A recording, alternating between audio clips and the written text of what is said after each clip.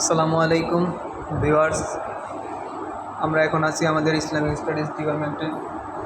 আমার সাথে আছে ফিরোজ ভাই এবং সাথে আছে মাহবুবুর রহমান।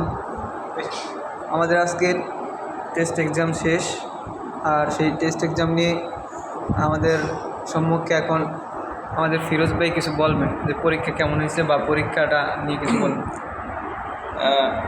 আসসালামু আলাইকুম রহমতুল্লাহ।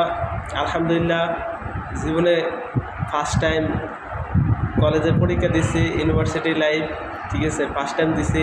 খুবই একটা এনজয় করলাম এই পরীক্ষা। এরকম জীবনে পরীক্ষা দেই নাই, বাস্তবে আমার লাইফে এরকম অনুভব পরীক্ষা দেই নাই। সামনে মোবাইল রাখিয়া পরীক্ষা দিতে খুবই মজা লাগে, অসাধারণ এক কথায়।